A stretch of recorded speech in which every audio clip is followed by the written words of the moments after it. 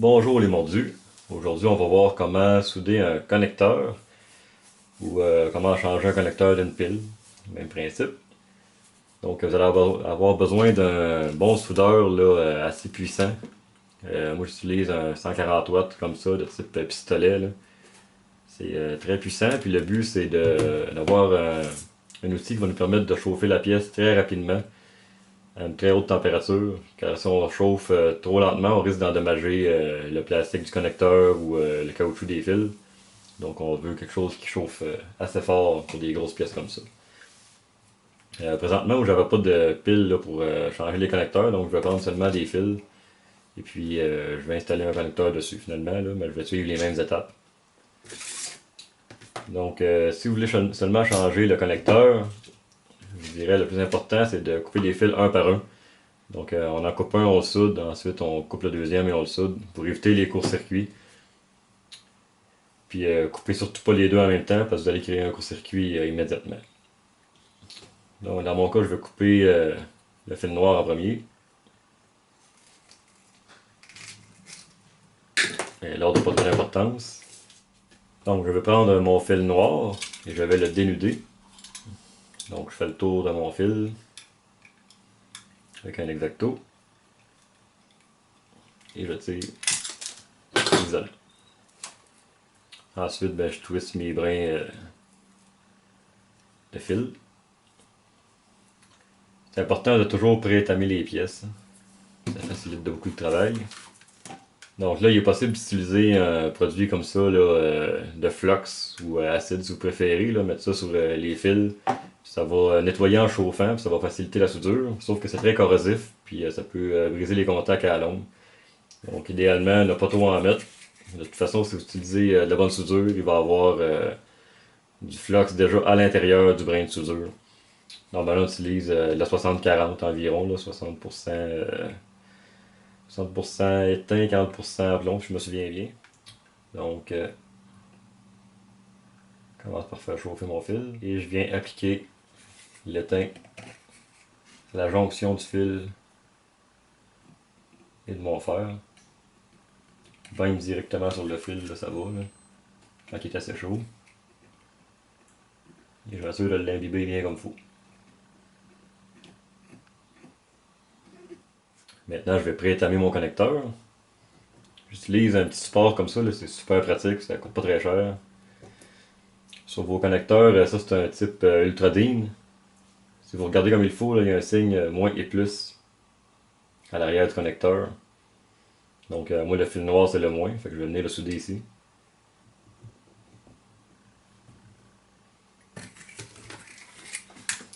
Je vais pré-étamer ma pièce, mon connecteur.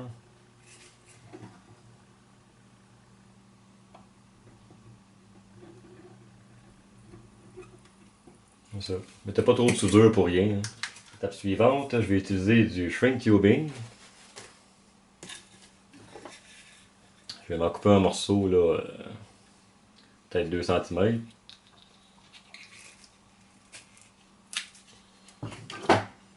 N'oubliez pas de le mettre sur votre fil avant de le souder, après ça il va être trop tard.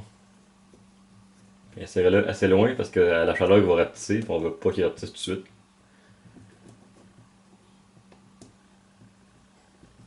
Je viens le mettre sur mon connecteur.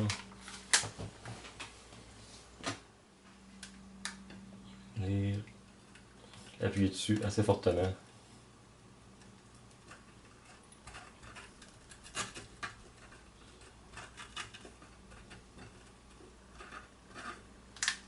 Comme ça, pour qu'il touche comme il faut. Sauf que là, je sais pas si on peut bien voir, il n'y a pas vraiment beaucoup de soudure sur le fil. Ça ferait une soudure froide. Donc là, je sais pas si on peut bien voir, mais il n'y a pas assez de soudure sur mon connecteur. Là. Ça épouse un peu trop la forme à mon goût. Là. Ça veut dire que s'il y avait juste une petite tension sur le fil ou s'il mangeait un coup, ben la soudure pourrait casser, là, puis ça sera pas un contact très efficace. Donc ce que je vais faire, je vais ajouter de la soudure. Idéalement, ce que je vais faire, je vais chauffer mon fil et mon connecteur, puis je vais ajouter de la soudure jusqu'à ce que ça fasse un peu comme une tente, là, qui a un peu de soudure qui longe le bord, sans faire une boule. C'est une boule, c'est pas mieux non plus, c'est parce qu'il peut s'accumuler de l'air en dessous finalement que ça fasse un mauvais contact. Essayer de trouver le bon dosage.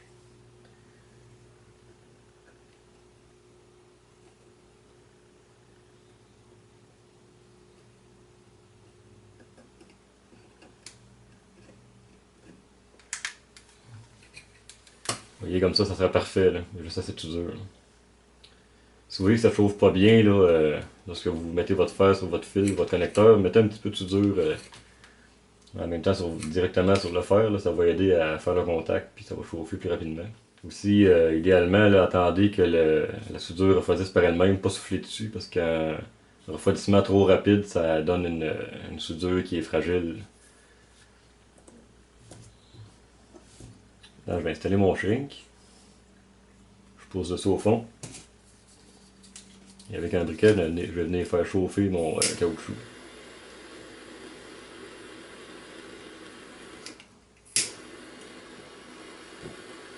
Comme ça va épouser la forme de mon fil. Ça va éviter tous les courts-circuits. Possibilité de court-circuit. Je vais faire mon deuxième fil. Je vais commencer par le dénuder encore une fois.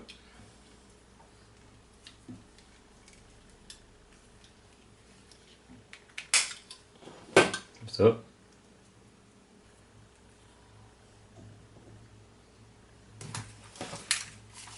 Bien le pré-étamé.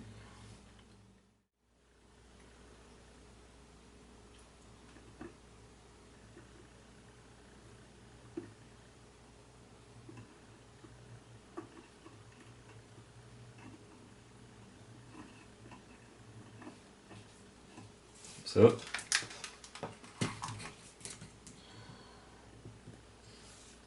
Je vais mettre un petit morceau de shrink tubing.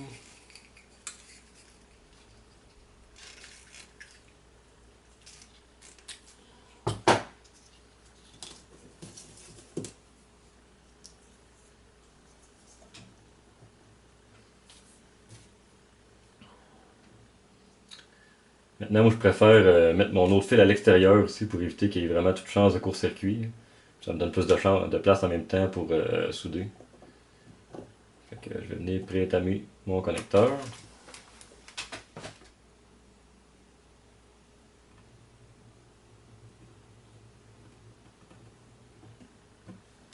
Comme ça.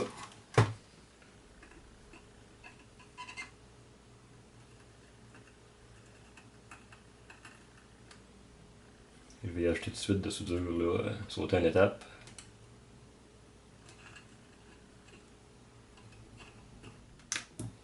Encore une fois, je viens mettre mon shrink tubing, pose dessus au fond. On chauffe au briquet. Passez rapidement avec le briquet là, parce que vous allez brûler vos pièces. Puis il existe plusieurs tailles, là, plusieurs diamètres de shrink tubing. Ça prend celui qui est adapté à votre grosseur de fil.